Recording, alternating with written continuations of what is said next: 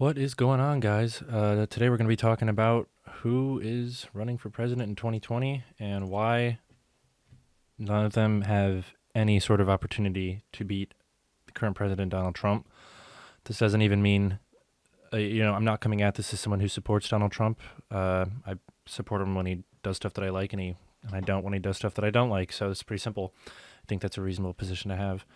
Um, but yeah, as you can see, um, don't even really know who he is, so I don't think. Oh, Bill Weld. Yeah, he's not. He's not really a threat to Donald Trump in the slightest. So you basically have Donald Trump, and the Republican Party is fully unified around him, and all these different candidates. So yeah, I mean, Joe Biden hasn't even declared he's going to run yet. You have a few other people here that haven't declared yet, but they're probably, or they might.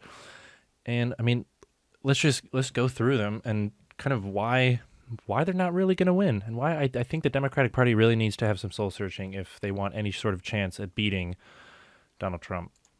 So I found this poll, Real Clear Politics, pretty useful website. I'm sure you guys know about it. And it's basically their average of 2020 Democratic presidential nominations. So you have Biden about 30%, Sanders at about 21%, Harris at 10, O'Rourke at 9. Everyone else kind of just falls off and isn't really going anywhere. And what's interesting to me is that you kind of have this big coalition around Biden and Sanders, and I saw in another poll, I don't have it pulled up, that the second choice for Biden supporters is Sanders, and the second choice for Sanders supporters is Biden. So that definitely works out. And if Biden can run, I mean, here's the problem: you have two camps or three camps in the Democrats right now. You've got the establishment Democrats, people like Joe Biden, Nancy Pelosi, Chuck Schumer, and they're kind of on the way out. I mean, you have Joe Biden; he's been facing the creepy Uncle Joe Biden, the whole Me Too movement that kind of came about him, and I mean, look, he like kind of the same story as Hillary Clinton. I really see him as that. He run for president twice before. He's just an establishment Democrat. He's not controversial in terms of he's not pushing radical policies, or he's not pushing policies as radical as someone like Kirsten Gillibrand, who flip flops on everything, or Kamala Harris with Medicare for all, and I mean Andrew Yang, at least with his UBI, Universal Basic Income, Warren with whatever she's pushing right now, Sanders with full on socialism. Like, he's too cookie cutter for the other two camps of the Democrats, and the other two camps are the intersectional camp and the totally, how do you say it? The far left socialist camp, and I'm trying to. I guess you would put that would be Bernie Sanders. You've got the far left socialists, the radical economic ideologues, and then you have the radical intersectional ideologues, and they're focused on gender, race, sexuality, ability, privilege. You've heard it all, and I would categorize those as probably Cory Booker. Not so much Buttigieg. I think there's a fourth camp, which is I'll get into later. So you have Cory Booker, Kirsten Gillibrand, which is hilarious that she's running on the intersectional platform when she is a white suburban mom. Kamala Harris, who is definitely trying to kind of ride the coattails of the Obama era. He was first black president. She's going to be first female black president type of thing. You've got O'Rourke. He's kind of a nobody right now. He's not going anywhere, but he's running on this whole intersectional platform of equality and intersectionality and the whole deal. And then Elizabeth Warren, who I mean, everybody knows about she's running on the woman card basically. I'm not just saying that because of this quote. That is what she's doing. But she is more interesting because, I mean, regardless of the Native American stuff, and I really didn't think it wasn't, it was dumb. And in the end, it was dumb. It was dumb. She was dumb about it. I kind of appreciate people ripping her for it, but in the end, it wasn't like, that doesn't really matter. But yeah, like she said that she doesn't want to get rid of capitalism which is interesting because, I mean, that makes her a moderate in the Democratic Party at this point. I mean, you have people like Bernie Sanders, who's an outright socialist, and he's not. He calls himself a democratic socialist, but like just because you put democracy in front of socialism doesn't make it any better. Let's be honest. So basically, what I see is everyone here on is irrelevant. I'm going to be honest. Like, there's no chance that any of them are going to win. You have O'Rourke. He lost to Ted Cruz. Like, and I get it. It's Texas. It's a red state, but it's Ted Cruz. Like, it's, you know what I mean. Like, he's a horrible candidate. And you've got some. I mean, Booker just keeps yelling a lot. I guess there's some video of him going around of him just screaming his head off at a campaign event. I thought that was pretty funny. And then you've got Kamala Harris, who just keeps going so far to the left that at this point, like, she was a tough on crime prosecuting attorney. Like, what the hell's going on?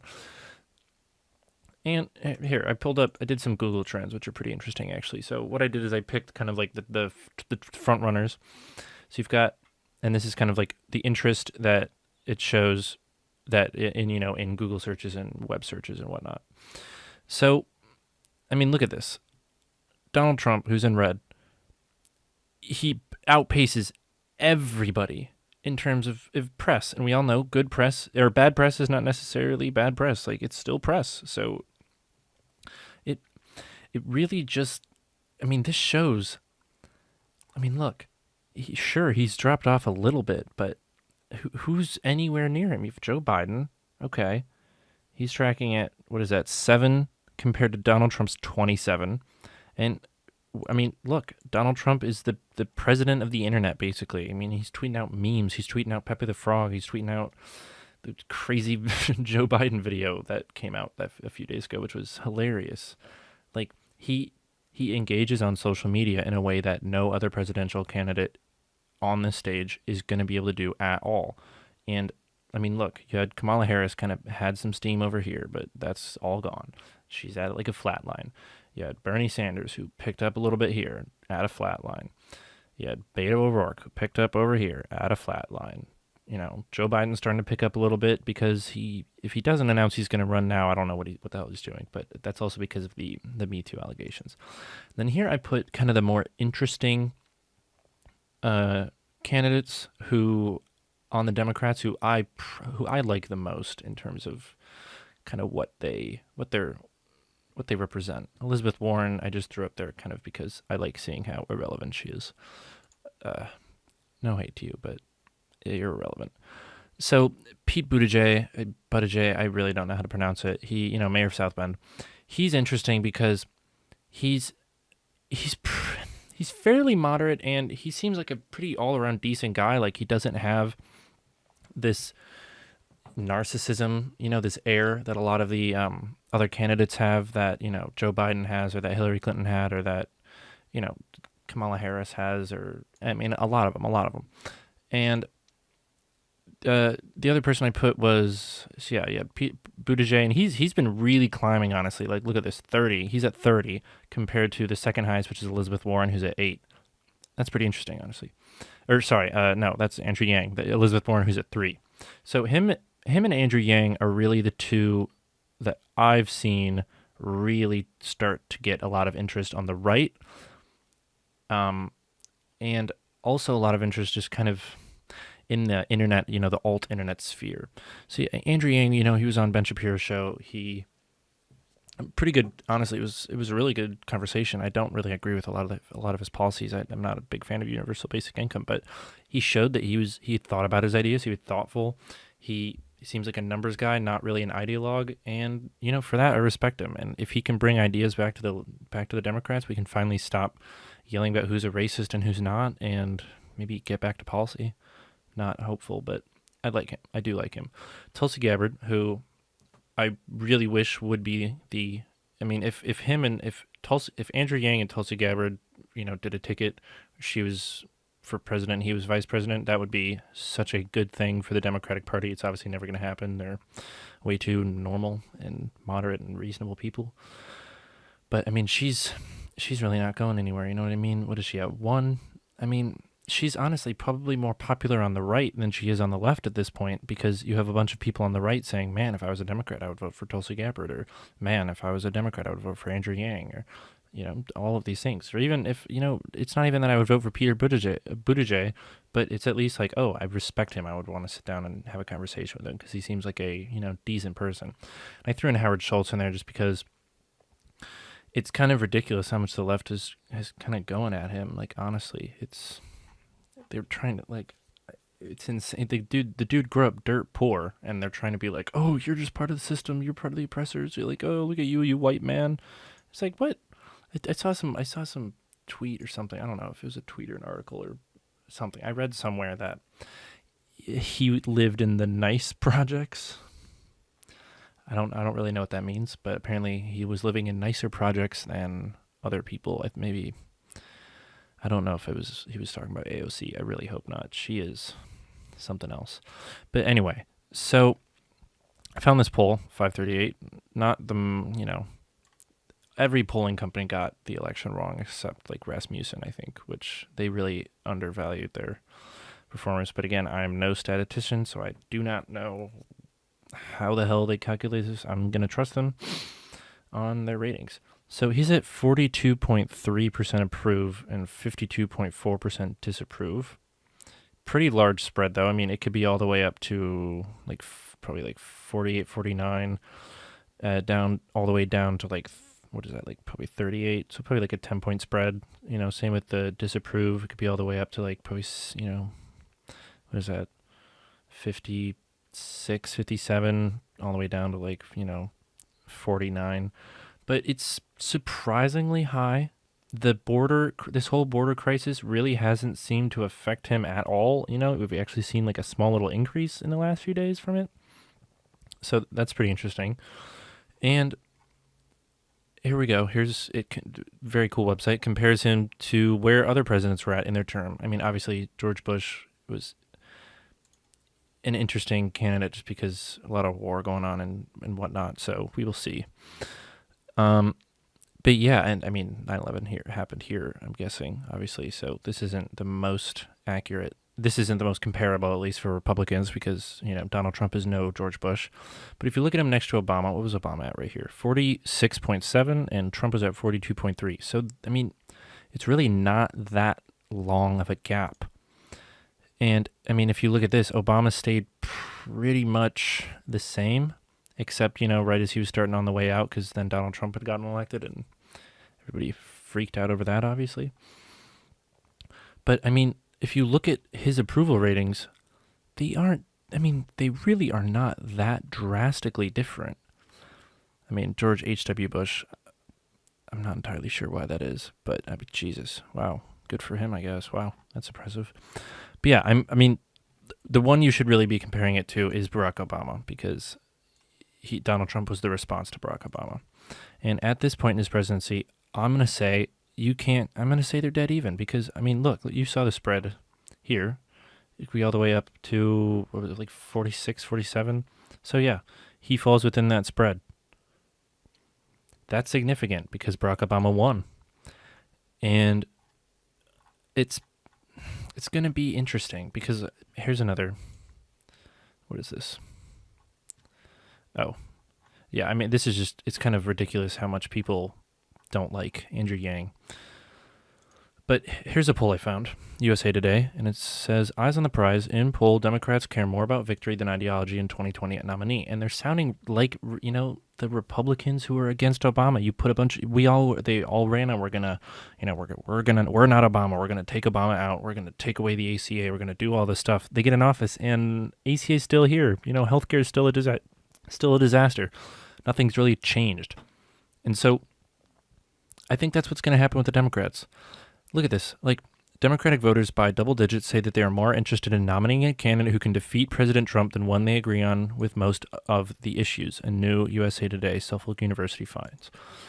By 55 to 35%, the Democrats surveyed endorse electability over ideological purity, even though they also embrace progressive priorities such as the Green New Deal. They are even inclined to be open to a nominee who espouses socialism. I don't know if this is all Democrats, because are people? So here's the question: are Democrats now more motivated to be anti-Trump or to be anti, um, or to be anti, or not to be anti-Trump? Sorry, I'm brain fart. Are Democrats more likely to be anti-Trump or to be pushing for a policy agenda? And obviously, this is showing that is, they're not going to be pushing for a policy agenda. I mean, look at this. If the 2020 presidential election were held today, who'd you vote for? 39% said President Trump. 36% said Democratic nominee. Third-party candidate was 11%, which is huge. But I don't know if you can really trust this. I don't know what the what this is every year, so it could be around 10%. And then once they get in the booth, they don't do anything. But I mean, look, like, here's the thing: you have 39%. I'm gonna say that all of those are. I mean, obviously they're all Republicans, but that's if we're gonna say that 50% of the country is Democrat and 50% of the country is Republican, which I think is definitely fair. That's a 3-point lead. That's a win. He wins the election. And look, they say right now, like, in a hypothetical matchup, Trump edges out an unnamed Democratic nominee. And look, if Bernie Sanders goes and you've got a bunch of blue dog Democrats and, just in, worker states that, they like, upper Pennsylvania, upper New York, places that they aren't radicals, they're just blue dog Democrats, no one's going to vote for an open socialist. Like, that's not going to happen. No one's going to vote for a Kamala Harris. No one's going to vote for, a Cory Booker or an Elizabeth Warren. Like, it's not going to happen. They're probably going to stay home. They'd probably vote for Tulsi Gabbard, but no one, none of them know who she is. And so here's the thing. Are you going to vote for Joe Biden or are you going to vote for Bernie Sanders? And if Joe Biden doesn't announce he's going to run, or if, all of these other Democrats eat him alive because of these, Me Too allegations, it's over. They don't really have anyone. And if Howard Schultz decides to run as an independent, it's over. Like, it's over for them because these are not votes that are taking away from Trump. This proves that. If Howard Schultz runs, I'm guessing that probably 10% of this is Democrats. These are probably a lot of Democrats too. I mean, President Trump has a coalition behind him. He has a strong base, and let's be honest, like, he's unified the Republican Party in a lot of ways because he's shown how crazy the left is becoming and how far left they're going. Here's another poll I found, or not this. There's a crazy video that I actually saw here, which was, we'll play. I might play that at the end. So here we go. Political polarization in the American public, how an increasing ideological uniformity and partisan antipathy affects politics, compromise, and everyday life. So what do you got here? So this is where, median Democrat, median Republican, median Democrat, median Republican. Pretty standard. Not a lot of movement. Makes sense. Now you've got this. And this is kind of crazy because, like, look at this graph. 27% of Democrats see the Republican Party as a threat to the nation's well-being, while 36% of Republicans see the Democratic Party as a threat to the nation's well-being. Like, these are huge. And 38% were very unfavorable and 43% were very unfavorable, respectively. This is gigantic. I mean, look at this. 1994, 2004, 2014, same for this. 17%, 21%, 43%, 16%, 29%, 38%. Massive jumps. Massive jumps. And I'm guessing this has to do with Obama and it has to do with Trump.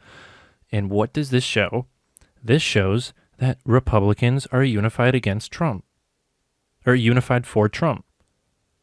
It does. Like, the right is better at organizing. That's a fact. I mean, Obama had 2 years to get the ACA passed and then did nothing for the rest of his entire presidency because he never got the House or the Senate back. Or he never had a trifecta. And, I mean, and here we go again. You've got, what do Democrats care about? Climate change, environment, race relations. These are not going to be blue dog Democrat issues. Blue dog Democrats don't care about the environment and climate change. and they don't know enough about current race relations in terms, on the internet and third wave feminism and intersectionality. They don't know about this stuff. They're watching, local news. They're reading newspapers, but they don't have their finger on the pulse of Twitter right now. So these are not going to be issues that a 70-year-old Blue Dog Democrat who's voted Democrat their whole life and then all of a sudden sees an open socialist on the ballot, they're not going to vote for this. They're going to stay home. Medicare, healthcare, education, these are pretty standard. Yeah, but look, percent Dem lean. So here is greatest priority of Democrats, greatest priority of Republicans. Medicare, education, healthcare, the jobs, transportation, global trade, budget deficit, Social Security. These are all pretty mainstream issues. And all of a sudden, if you've got candidates who just focus on race relations, who just focus on climate change, who just focus on the environment, who just focus on Medicare for all, these are not issues that all Democrats agree on or care about. So what is going to, you know what I mean?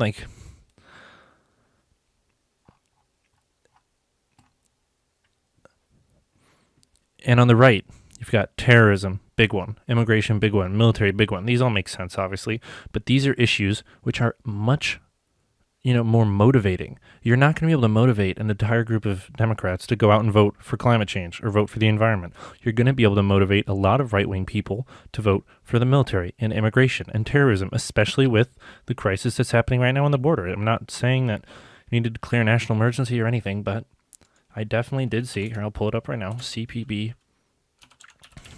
crisis. It was a Washington Post. Here we go. NPR. Good enough. Immigration system at the breaking point. Homeland Security officer warns. So immigration is a winning issue with Republicans because here we go.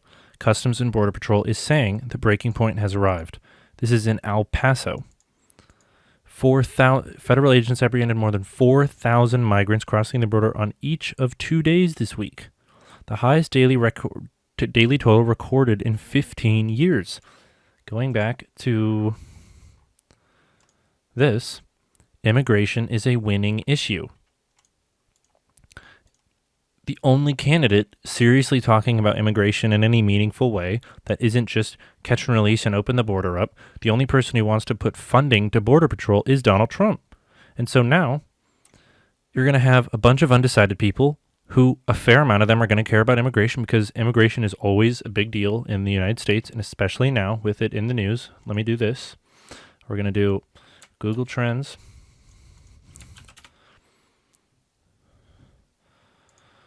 Just get a new tab. Remove all of these.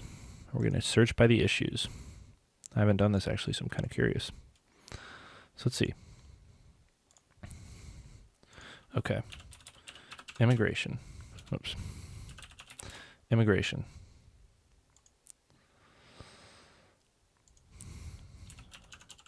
Border security.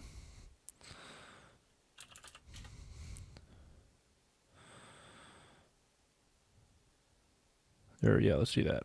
U.S. Customs and Border Patrol. And then we're going to do climate change, which is yellow. I wonder why it jumps up and down like that. That's kind of weird. We'll do past 12 months. Let's see. Okay. So immigration, I think this is not a good search return. We'll do illegal immigration. Is that yellow? Okay. So I'm not entirely sure how useful this tool is, but we're just doing this because it's kind of interesting. So we got immigration, which is at 17, climate change, which is at 7. I mean, right there, you've got people searching way more for immigration and way less for climate change. And sure, this is going to be probably a younger, yeah, that's not very surprising. The immigration is very popular in Texas. I mean, look at this. It gets a lot less, or actually it doesn't. That is interesting. Let's see. I mean, yeah, look, immigration is the most popular thing to be searched in all these areas, kind of uniformly as well. Climate change, what is this? Oh, Vermont. That's kind of funny. Illegal immigration, pretty much always Related query. Maxine Waters elite. What? What? What is this? What is this? What?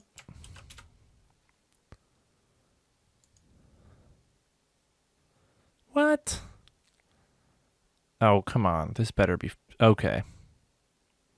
Okay, I mean... It is Snopes, but let's see. Oops. Oh, it's fake. Okay, good. I was like, what? That's crazy. Okay, she actually said, explains take Trump out. Oh, well, I mean, that was crazy too, let's be honest. Not as crazy as saying that. Okay, that was funny. That was funny. Oof. Really had me freaking out there. Because it's not unbelievable at this point, you know what I mean? Like, it's really not unbelievable. All right, we'll get off of that. So, CPB has definitely been saying, like, they're facing a crisis. They're all, like, it's been a crisis, and even like, so here's my thing. If you're gonna have the border, and you want to have these people apply for asylum, okay, fine. They can apply for asylum. I'm okay with that. If they're actually in need of asylum, then by all means, let's take them in. You know, give us your poor, give us your needy. I'm not against immigration at all. I think more legal immigration is always a good thing, and I think asylum seekers, fine. You know, let them in. We have a lot of resources, and it's really not that big of an issue if they're, you know, willing to work, willing to assimilate, willing to, you know, raise their kids with values, and I'm sure they are. If they're asylum seekers, they're trying to run away from poverty and war and gang violence and drug violence and all of these things. So I have sympathy for that. But if CPB is saying we cannot handle this amount of people, shouldn't you push for more funding for CPB? That just makes sense to me. Like that seems to just be a common sense thing to do. But instead, no. You've got tons of these people saying, what is it now? Abolish ICE or something? Abolish ICE. Voters oppose abolishing ICE. Favor liberal cry to abolish ICE. Okay, we'll see. Maybe I'm wrong on this. Some liberal Democrat. Okay, only 1 in 4. What? This is not, I would not call this a very accurate headline. I mean, sure, the majority, but 25%. Look at this. Only? That's not the proper word. That's not the proper word. And undecided? That's crazy. Okay, so what is that? 46% either think it should be abolished or they're undecided. They don't know. I don't know if I want an Immigrations and Customs Enforcement Agency. I don't know if I want a border or a task force to secure the border. What? This is crazy. 25% believe the federal government should get rid of ICE. Okay. Let's go through and see. What does ICE do?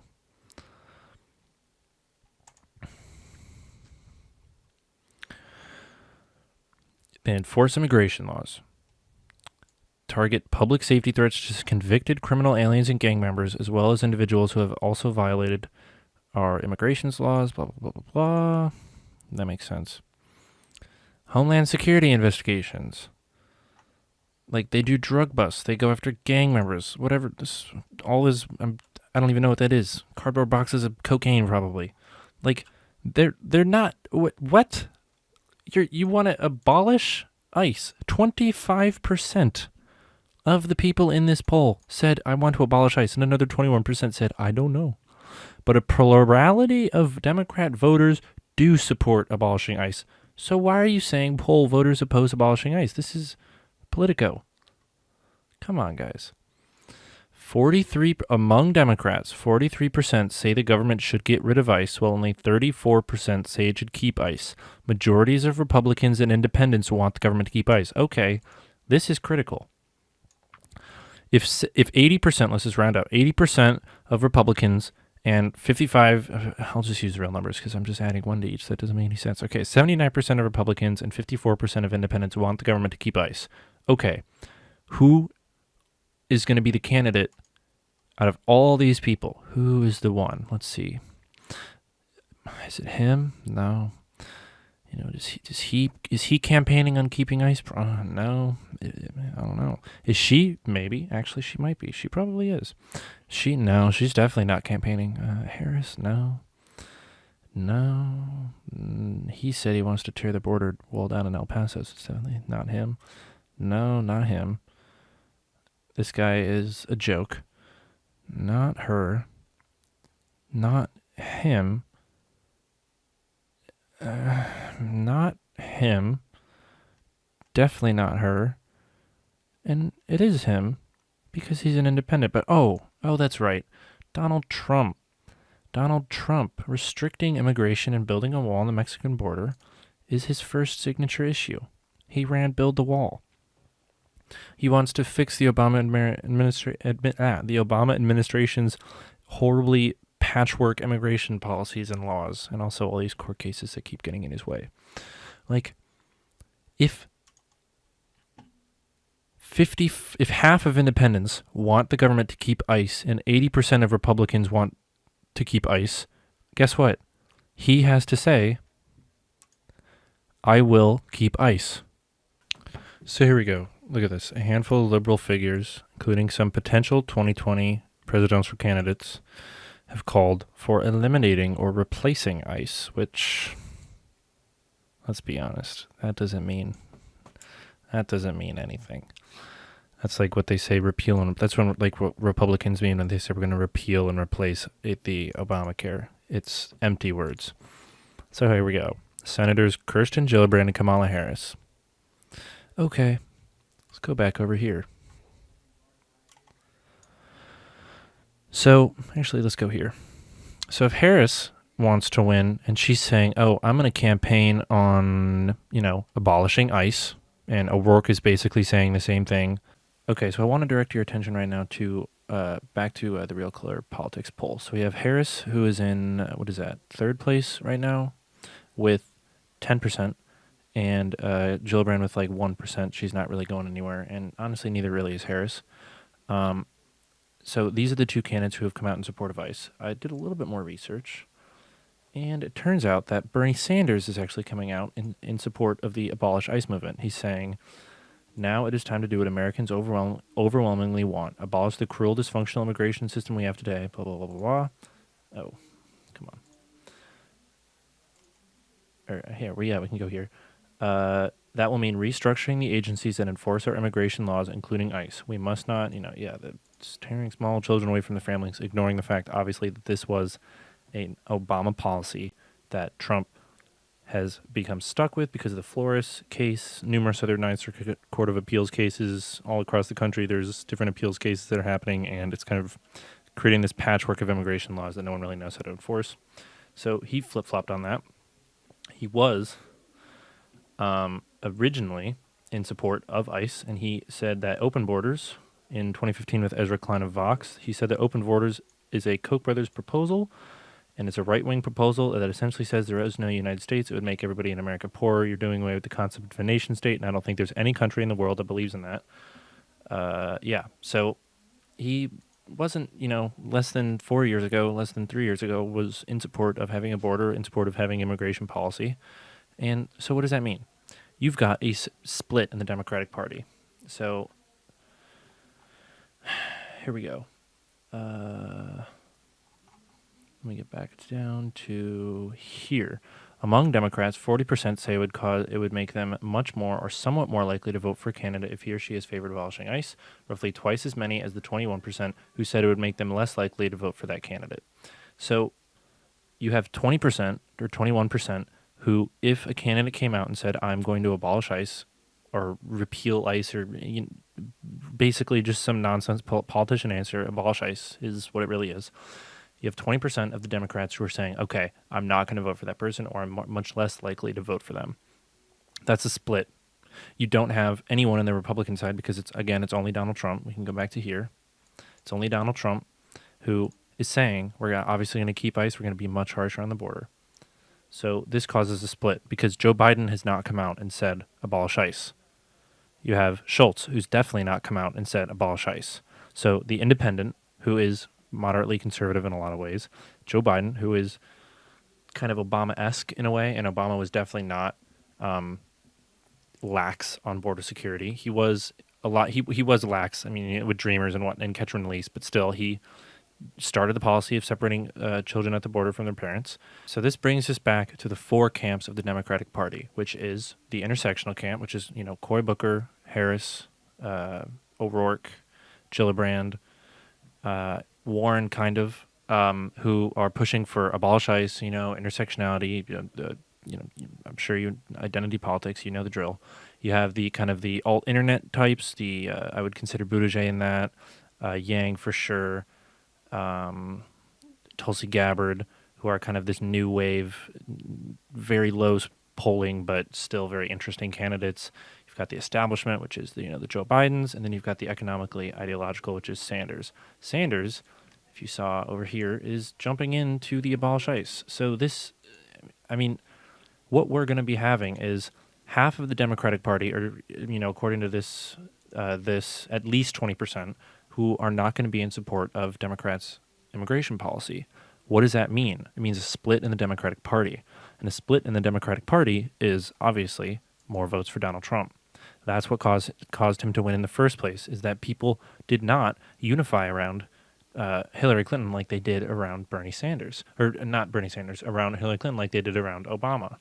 And so if Trump really can just keep this 39% and, get a few of the undecided and a few of the third-party candidates, he's going to win this thing. Because, look, again, it's 3 points. That's pretty significant. And he's unified. And unification works, especially in chaotic politics. And we are definitely in chaotic politics right now. And so, in short, I really don't think any of these candidates have a single shot at beating the current president.